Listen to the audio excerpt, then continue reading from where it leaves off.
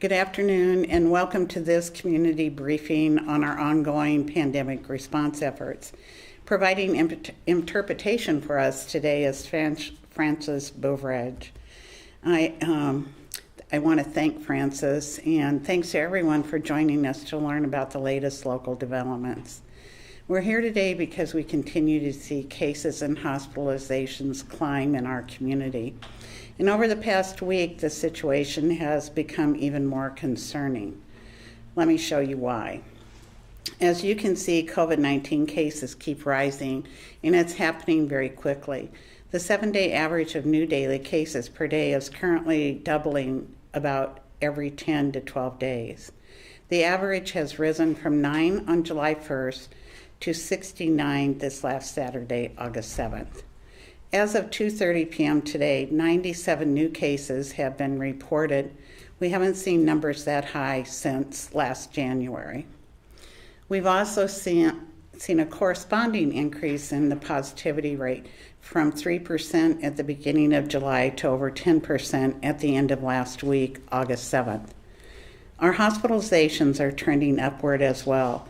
The 7-day rolling average for local COVID-19 hospitalizations tripled in the month of July, from 14 patients on July 1st to 43 at the end of the month. As of yesterday, the average was up to 58. Today, we have 65 COVID patients in our local hospitals. 46 are from Lancaster County and 19 are from other communities. 4 patients are on ventilators, 2 of them from Lancaster County. And sadly, we reported 4 deaths so far this month, 3 of those just yesterday. 3 out of the 4 were not vaccinated. These rapid changes in our local situation are very concerning, and the Delta variant is driving the increases in our cases, positivity rate, and hospitalizations.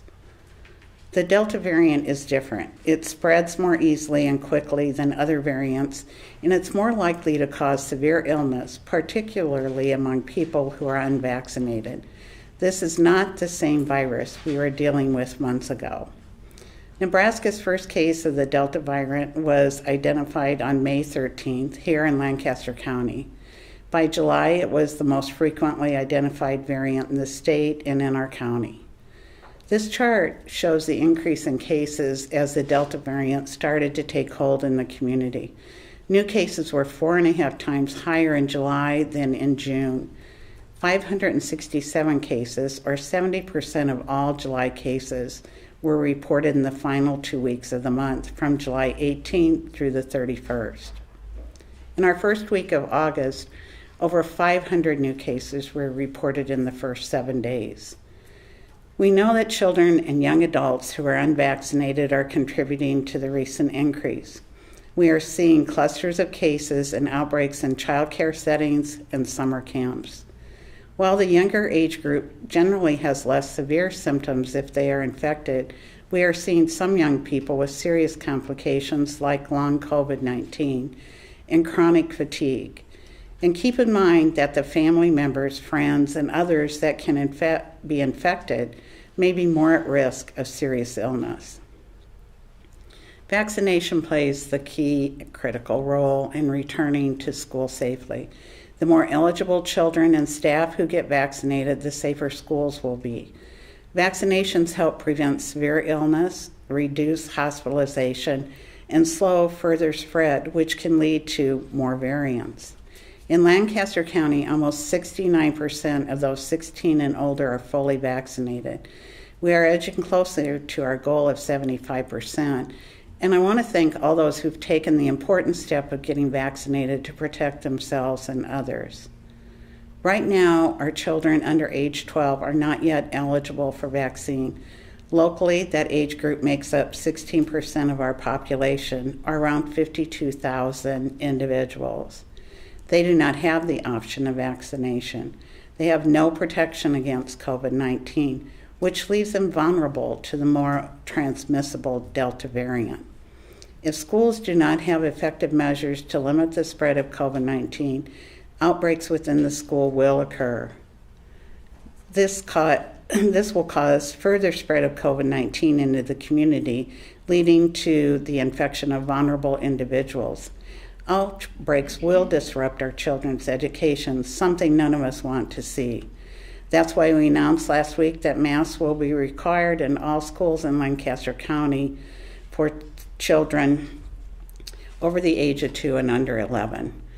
Masks will be required in the school settings, as I mentioned, for those not fully vaccinated against COVID-19. One of our goals throughout the pandemic has been to keep kids healthy and in school. This is essential for learning and for social and emotional development. Before making that announcement, we reviewed guidance from the CDC, the American Academy of Pediatrics, and the University of Nebraska Medical Center College of Public Health. Our recommendation was based on the latest information from these sources. Since the beginning of the pandemic, we've worked closely with all our schools. It has been a strong partnership aimed at protecting our students. Over the last year and a half, we've learned how to reduce transmission and infections, and masks are a proven prevention strategy to reduce the spread of the virus and its variants and to help protect our vulnerable children. We are joined today by Dr. Allie Piper. She is a local pulmonologist, a member of the Lancaster County Medical Society Board, and a parent. She will share some further information about COVID-19. And thank you for being here.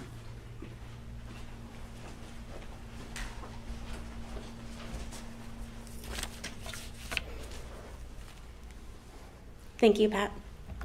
Hello, my name is Dr. Allie Piper. I appreciate the opportunity to speak with you today on behalf of the Lancaster County Medical Society and on behalf of my physician partners at Nebraska Pulmonary Specialties. I'm a pulmonologist and a critical care physician. I have 13 physician partners, several of whom have been at these briefings in the past. The 14 of us provide pulmonary and critical care services for all of the Lincoln area hospitals. As critical care specialists, we have the honor and privilege of taking care of some of the sickest patients in our local hospitals. We have therefore been present since the beginning of this pandemic and have had to continuously adapt ourselves along the way. To put it simply, we know COVID. We have seen the darkest days of this pandemic, and today we are scared. We are scared, defeated, and desperate. And we are tired. So I kindly ask for your attention for the next few minutes. I also ask that while you listen, you keep in mind that my feelings come from my personal experience with COVID-19. I do not have a political agenda of any sort, nor am I here to place judgment or disdain. My presence here today is motivated by my desperation to stop what the Delta variant is doing to our community. I ask that you consider my comments with an open mind, knowing that they come from personal experience and knowledge of what is occurring in our own community and inside our hospital walls. In addition to serving on the board of directors for LCMS and being a physician, I am a mom, perhaps the hardest job of all. This morning, I woke up to find my early riser reading Harry Potter on the couch. My every side of the bed is the wrong side youngest was still asleep, but not for long. My husband prepared for his early morning run. I went for coffee. I previewed all of my hospital patients' chest x-rays from my home computer while the kids colored in their coloring books. I put my daughter's hair in a ponytail and helped her get into her Cinderella costume for the day. She skipped off to plan the next social event for her Barbies. As I diverted my attention back to work, I received notification that the daily COVID-19 summary had been delivered to my inbox. I was overcome with dread. It wasn't long ago that I looked forward to receipt of our local daily summary. I would open the email every morning with hope and relief as I watched the number of daily infections and hospitalizations dwindle and vaccination numbers rise. Hope and relief have now been replaced with dread and despair as our daily infections and hospitalizations are on the rise again. Frustratingly so, this was preventable. This is largely due to the Delta variant. its transmissibility, and acquisition of disease by those who are unvaccinated. Please keep listening. I get it. I too am totally over this. I'm tired of talking about masks and vaccines and politics and side effects. This isn't fair. This isn't fair to you, and especially not to your children or to me. I didn't ask for this. I don't want COVID-19 to be a part of my life any longer, and I especially don't want it to be a part of my children's lives. But I can only do so much, and ignoring it is not an option for me. I understand that we are all trying to do what's right, and what's right means a little something different to each of us. So this is where I encourage you to think about your community and your people, not politics or social media, your conscience, not your computer. I know there's too much information out there to process and insecurity surrounding who to trust. That is a fact, despite my best efforts, I have learned is no longer in my control. What I can control is my attitude and my impact. I don't expect you to suddenly trust my medical degree today if you didn't yesterday. But I'm hopeful I could make an impact by sharing my personal experience and asking you to see me as a member of this community that wants what is best for all of us. I would not continue to show up and fight this disease day after day if I didn't care about you or your children. I would not ask you to put on a mask and get a vaccine if I didn't think it was absolutely necessary in order to halt this surge, nor is it too late. I have my own children to protect, to raise, to love, and to hug every chance I get.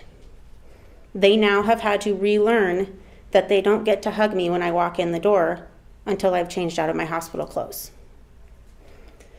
The numbers that Pat has presented to you today are real, very real. 2 weeks ago, when I was rounding in the ICU, there were 10 patients who were still critically ill from either having active COVID or no longer spreading the disease. 9 of them were not vaccinated. 1 of them was vaccinated, but immunocompromised. Of those 10 patients, 4 have since died. 3 remain in the ICU on the ventilator, 2 remain in the ICU on high amounts of oxygen. Only 1 has recovered from their severe illness.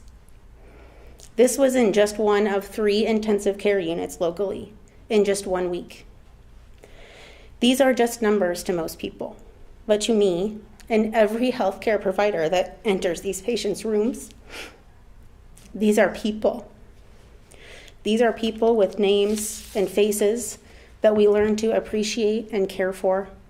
These are people we are losing to COVID-19, and this is a different loss. This is a preventable loss. These patients would likely not have even been hospitalized if they had been vaccinated.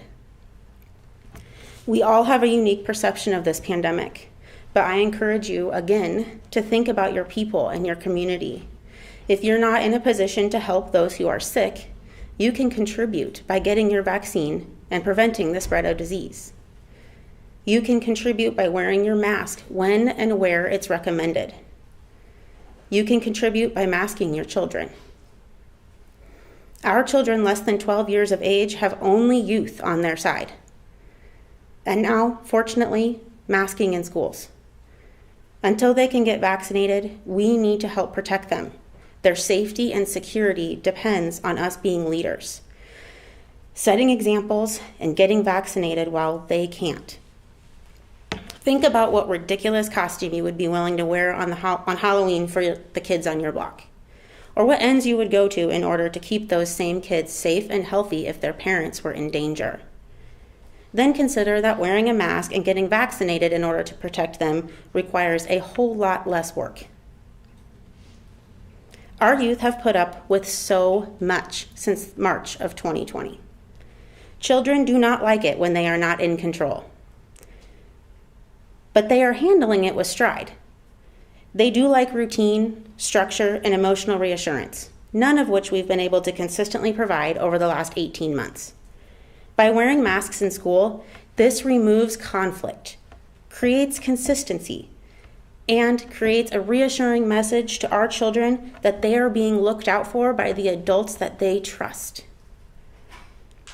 My children look to me for guidance. They see me as a fixer and a healer, and rely upon me to tell them when they are safe and what they need to do to stay safe. As parents, providers, and members of this community, let's be consistent in our message, if nothing else, but for the children's sake. I promise you, they are a lot less disappointed about wearing masks in school than they will be if they find out they don't get to see their grandparents again. In less than a week, my kids head back to school. Our morning routine will look a little different than today's. And 1 week later, they'll have an impressive amount of masks shoved in the pockets of their backpacks when they get home. We'll finally realize where their entire new collection of back to school, safe at school, masks had disappeared to. In less than an hour, I will be back at the hospital, where I will continue to battle COVID-19 to the best of my ability. Please consider doing the same. I appreciate your attention today. Thank you.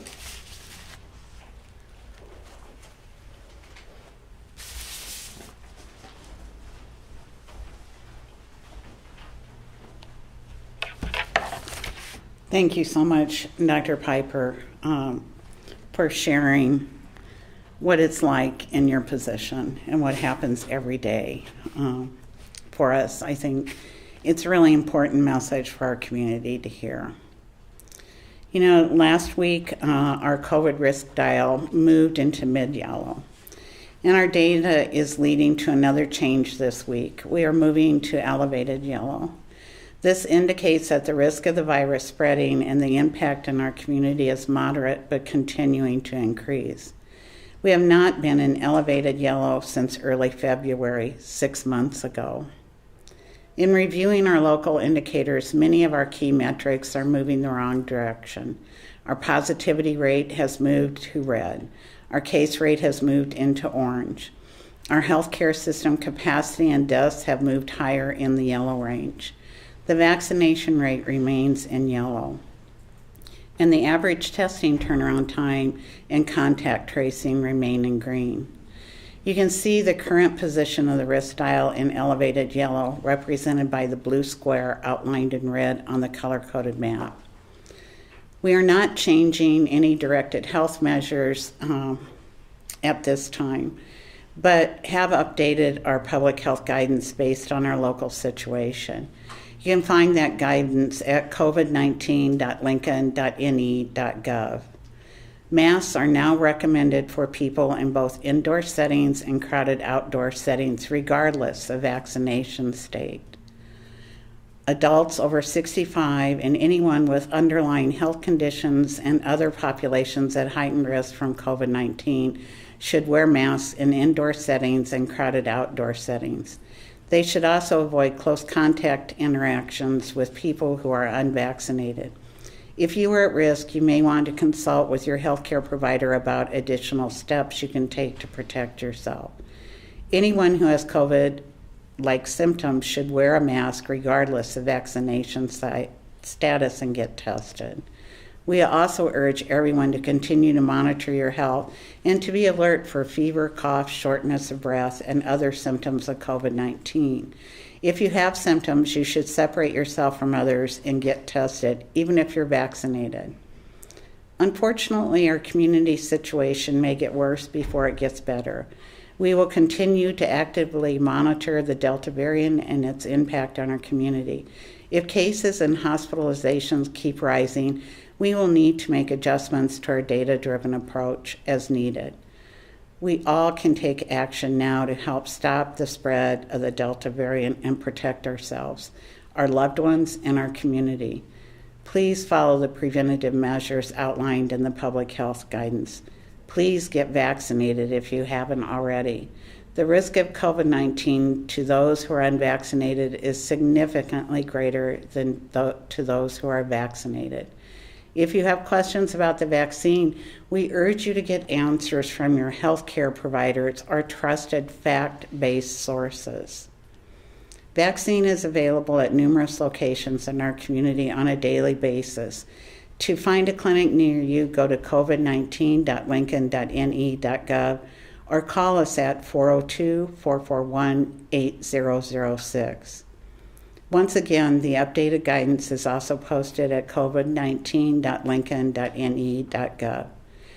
And with that, we'd be happy to take any questions. Pat, I was just wondering if there was any sort of breakdown of the people who have died in Lancaster County who were vaccinated and unvaccinated since that vaccine became available. You know, I can't, we do monitor that all the time, but I can't answer that off the top of my head, but I can get you an answer. I know that the vast majority have been unvaccinated. I can tell you that. You mentioned in the beginning that we're seeing a bit more clusters when it comes to summer camps and children. Do you have a breakdown of maybe what those pediatric cases look like here locally? Well, what we do know is that we've had more child cares with positive cases and more children in a child care, and that it has spread to multiple family members and other staff. So we've had over 11 child cares involved, and many of them have been closed. Some are now adopting requirements to have masks available for those children 2 and over, to help the spread. And we're, of course, encouraging all the staff to be vaccinated. Do you know of those, kids and people in the daycare centers, how many of those have had cases of either severe illness or at least showing symptoms with COVID? Before we were talking about kids maybe being asymptomatic spreaders of the disease. Are we now seeing kids being symptomatic? Yes. The reason we know is because these children are symptomatic. They're not asymptomatic. They're being taken in to see their healthcare provider because they have an illness. And a lot of people right now are thinking we have a lot of another respiratory disease that goes on, and it's primarily impacting those under the age of 2.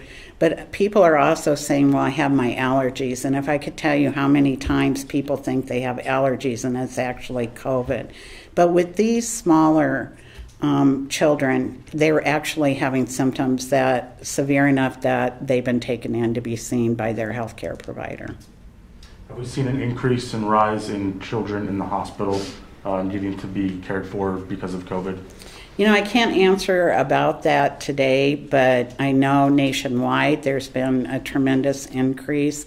And I know that actually some pediatric units, including intensive care, are full in states like Arkansas, Louisiana, and some other places. So that's what we're trying to prevent here.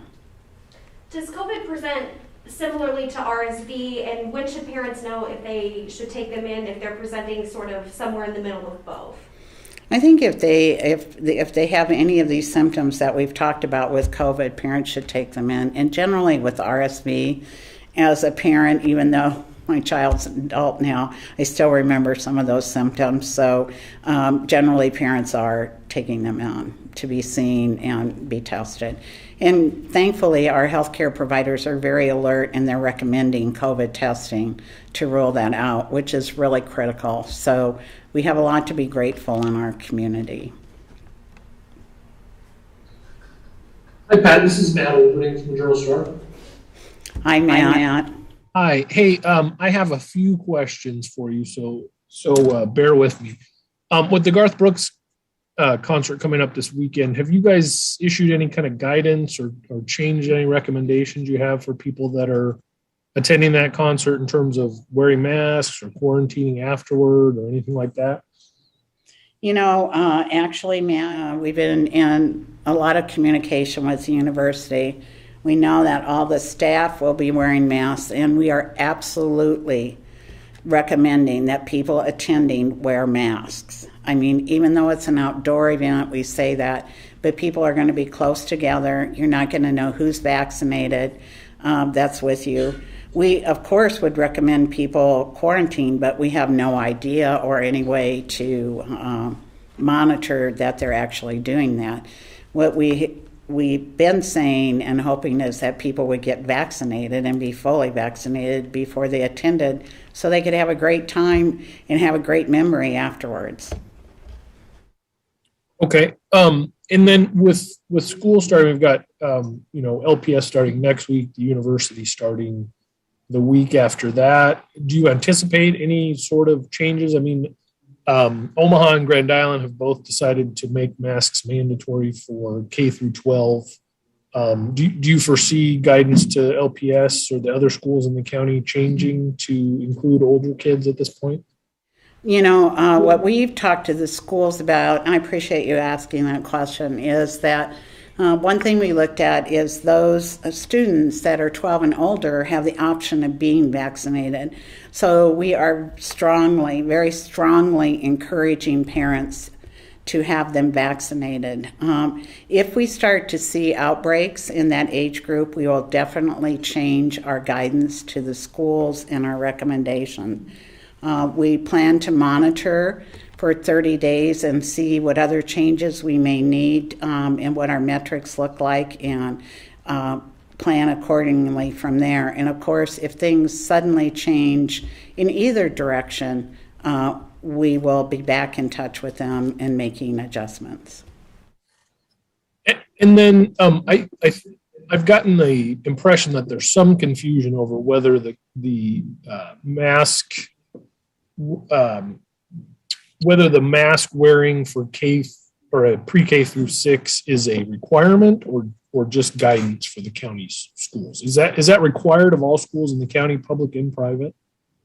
Yeah, I think if you saw the letter, it says required. Okay. All right, that's the impression I got. I just wasn't sure. The other question I wanted to ask you is about vaccinations. Vaccination numbers continue to go up. But one of the trends I've noticed is that the 16 to 24 age group seems to be the age group that's sort of lagging behind at this point. I noticed the 12 to 15 has actually caught up to them and passed them in terms of first shot numbers. Are you concerned about that age group? I mean, that's high school kids, college kids. They tend to be the ones that are out and about the most, going to events. Are you seeing a lot of cases in that age group at this point?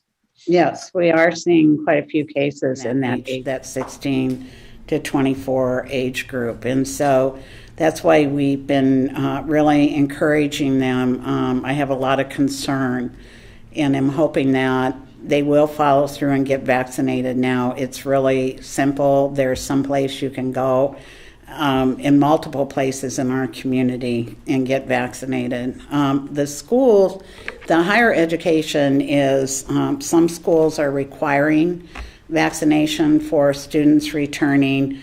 They are also offering testing. They have other procedures in place, and we will be on every campus providing vaccine for higher ed. Our other age groups, we've been at the schools, we've been at multiple locations with parents providing vaccine, and we'll continue to work on that. But it's not difficult for people to get in. They can even walk into our office Monday through Friday from 8 to 4 and get a vaccine if they can't figure out how to do it online or it doesn't work for them. And we have an evening clinic they can come to as well. Okay. And then I've just got one more quick question for you, and then I'll get out and let somebody else ask a question. So there's a more than double the number of cases locally now compared to where we were this time last year, going into school, starting everything. And last year at this time, we were under a mask mandate. And I mean, why are you not going back to that now? Is it because of almost 70% of the eligible population is vaccinated, or? That's, it is part of it, and there is a vaccine available. We have a prevention strategy right at the tip of our hands, almost available in every neighborhood that we can use, except for our children that are under the age of 12. So we didn't have that last year. And that's part of it. But now you hear us today, we're recommending people wear a mask in any indoor setting and in crowded outdoor places. And we're going to continue to monitor what's going on. But we're strongly encouraging people that can get vaccinated to get vaccinated to help bring our numbers up to where they need to be to protect our community. Thank you. Have we seen any young adults and adolescents in hospitals in the intensive care units anytime recently with this Delta variant? Yes, there have been. If the doctor, I wonder if Dr. Piper can could you give talk some about more that? information. We've seen in that last graphic that that population is far less than others in getting the vaccine. So I don't know if you could talk about, them needing to get the vaccine to avoid being in your intensive care unit.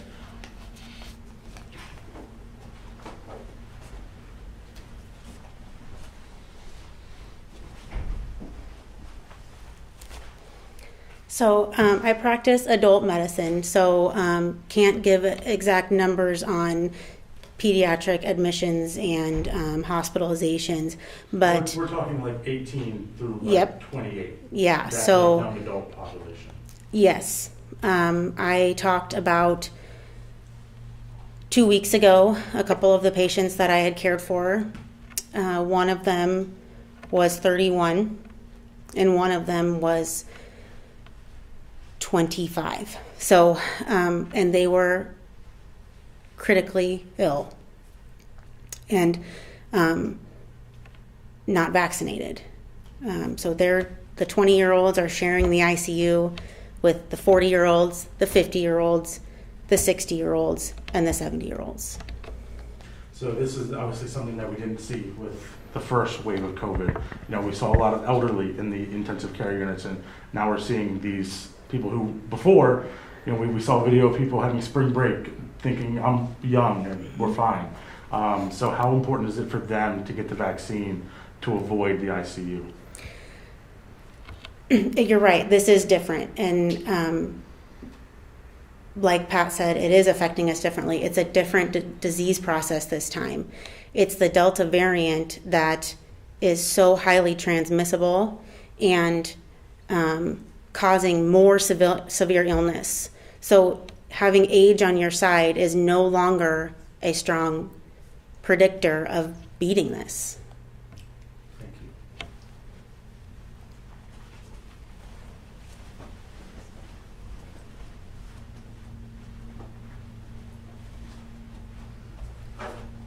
you. And to make another point to what Dr. Piper was saying, what we're seeing is this younger age group that are primarily unvaccinated, and that's the reason we're seeing them and not the older age group, even though we do have some older adults that have been exposed and have some breakthrough due to their immune status. So I think that's an important point to remember. Anything else today? Well, thank you for being here and being able to listen and share your thoughts and questions with us.